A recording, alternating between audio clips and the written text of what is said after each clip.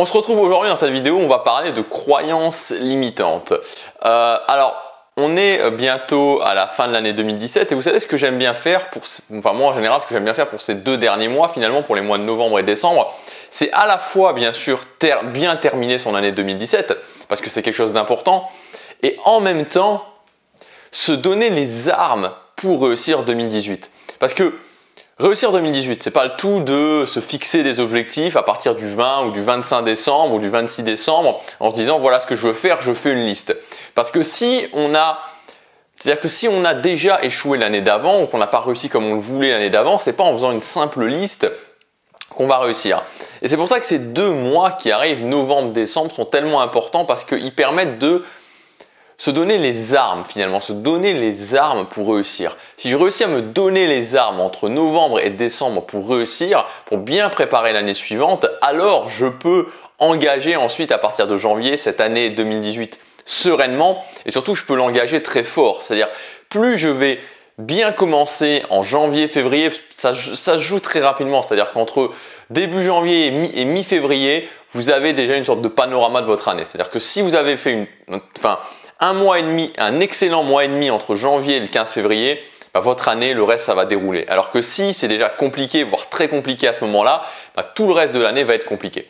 Donc l'idée, c'est de se donner les armes. Et vous savez, on est sur une semaine sur les habitudes et j'avais justement envie de vous donner pour moi le moyen de se libérer de ces croyances limitantes par l'action justement. Alors pour ça, je vais simplement revenir un petit peu en arrière sur mon histoire, sur un élément de mon passé en tout cas. Il ne semble pas que j'en ai déjà parlé. C'est le fait que, vous savez, une fois que j'ai arrêté mes études, j'ai commencé à travailler. Je n'ai pas eu une longue carrière de salarié, j'ai été salarié pendant environ 5 ans, un tout petit peu moins de 5 ans, mais j'ai changé plusieurs fois. Alors des fois c'était juste que j'en ai eu marre et puis j'ai recommencé ailleurs, en fait je faisais le même job mais j'ai eu envie de changer d'environnement. Enfin bon bref, tout ça pour dire que j'ai eu 3 périodes environ, je crois que c'est 3 périodes où j'ai été déposer des CV et j'ai passé des entretiens d'embauche. Et ce qui a été assez marrant, c'est que dès le départ, donc dès que je suis arrivé en Belgique et dès que j'ai commencé à passer mes premiers entretiens, ça s'est tout de suite bien passé. C'est-à-dire qu'à chaque fois, j'ai pas passé beaucoup d'entretiens en fait, mais à chaque fois les entretiens que j'ai passés, j'ai toujours été recontacté pour faire un deuxième entretien, pour faire quelque chose de plus approfondi et au final on m'a proposé l'emploi en fait. Je me suis retrouvé dans ces situations où j'avais le choix entre 2 ou 3 emplois. Alors attention, je ne dis pas que c'était des emplois, c'était pas être le nouveau PDG d'une entreprise, bien sûr c'était des emplois plutôt, des emplois classiques que tout le monde peut faire, avec finalement sans études. Mais ce qui est important, et c'est pourquoi je vous raconte ça finalement, c'est pas pour m'auto-congratuler du fait que je réussis mes entretiens d'embauche. Je vous raconte ça parce que ça m'a permis de développer une croyance comme quoi j'étais bon pour passer des entretiens d'embauche. Ce retour d'expérience m'a amené le fait que je suis une personne qui réussit ces entretiens d'embauche, donc je développe la croyance que je suis capable de réussir n'importe quel entretien d'embauche pour lequel je postule. Et finalement, dans la réussite de ces objectifs, nos croyances sont extrêmement importantes parce que ce qu'il faut comprendre, c'est que le cerveau, qui est quelque chose qu'on ne comprend pas tout à fait entièrement, c'est une machine extrêmement puissante et que notre cerveau va tendre à rendre nos croyances dans le réel. C'est-à-dire qu'il va il va faire en sorte que ce qu'on croit se matérialise dans la réalité. Et ça peut paraître complètement idiot, mais ça emmène des gens extrêmement haut. C'est-à-dire que si vous arrivez à vous persuader, à avoir cette croyance ancrée dans votre cerveau que vous allez devenir multimillionnaire, vous allez devenir multimillionnaire. Votre cerveau va faire en sorte que vous preniez les actions et que vous arriviez finalement à devenir multimillionnaire. C'est valable pour ces croyances qui nous amènent très haut, mais c'est aussi valable pour les croyances qui nous limitent. Et c'est pour ça qu'on les appelle les croyances limitantes. Parce qu'au final, je reprends cet exemple parce que c'est toujours un exemple que je reprends, mais il est tellement parlant, c'est une source d'études assez incroyable. Les gens qui ne sont pas à l'aise avec leur corps, qui sont par exemple en surpoids. Bien sûr qu'il y a une dimension logique dans les choses, qui ne prennent pas les actions, mais ce qui se passe aussi, c'est qu'ils ont une croyance ancrée très fort dans leur tête comme quoi ce ne sont pas des personnes actives, ce sont des personnes qui mangent trop, ce sont des personnes qui sont en surpoids. Et cette croyance est tellement ancrée en eux que ça les pousse quelque part à prendre ces actions qui maintiennent cette croyance véridique. Et si on analyse les choses en fait, qu'est-ce qui se passe?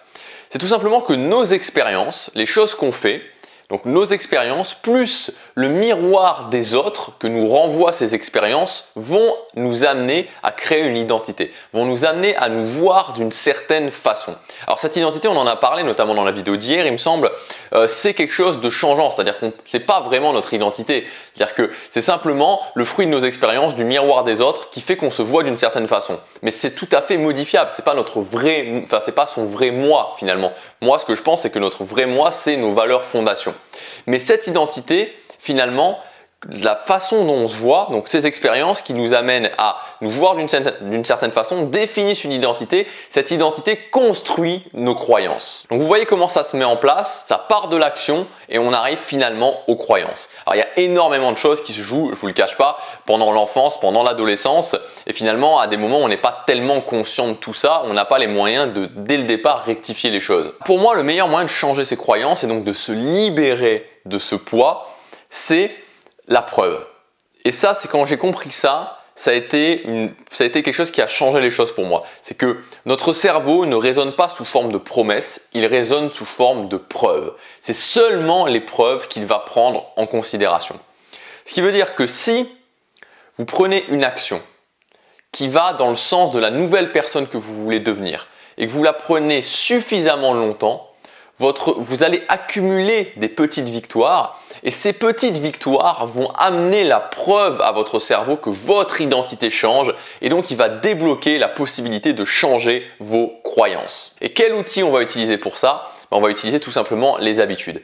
Mais on va le faire d'une façon un petit peu différente. C'est-à-dire qu'on va utiliser ce que j'appelle des habitudes qui ont un fort potentiel de preuve. Ça va pas être des choses extrêmement difficiles, mais ça va être des choses qu'on va faire et qui vont nous permettre rapidement d'amener des preuves à notre cerveau, donc de changer son identité, donc de changer ses croyances. Alors je vais reprendre l'exemple, si je suis en surpoids, je me vois comme une personne qui n'arrive pas à se contrôler, je me vois comme une personne qui est peu énergique, je me vois comme une personne qui craque quand elle voit de la nourriture, qui a du mal à faire du sport. Qu'est-ce que je peux faire comme habitude? Quelle habitude je peux mettre en place qui a un haut potentiel de preuve? Tout simplement le fait d'aller marcher 15 à 20 minutes par jour. Ça a l'air de rien, mais la marche, c'est quelque chose quand je suis quelqu'un qui marche, quand je suis quelqu'un qui marche régulièrement, mon identité, donc la façon dont je vais me voir et surtout la façon aussi dont vont me voir les autres va être quelqu'un qui est énergique, quelqu'un qui est sportif. Quand on marche, on est en bonne santé. Quand on marche, on est sportif. Quand on marche, en général, on a le corps qui va avec. Donc simplement de faire ça,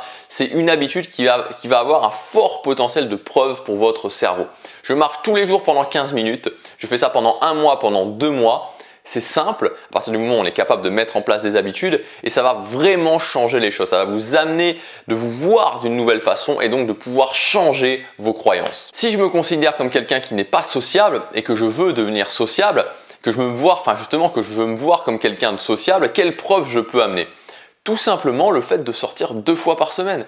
Je sors systématiquement 2 fois par semaine tous les soirs.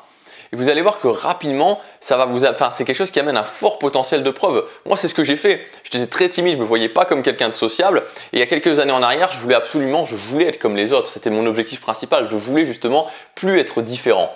Et j'ai commencé à faire ça. Et ce qui est assez marrant, c'est que rapidement, les gens qui me revoyaient toujours dans le même bar, au même endroit, aux mêmes heures, le vendredi, le samedi, commençaient à me dire « Ouais, tu sors tout le temps, toi, on te voit tout le temps là. Puis on voit que tu parles à des gens, tu es quelqu'un de sociable. » Et ça a commencé comme ça.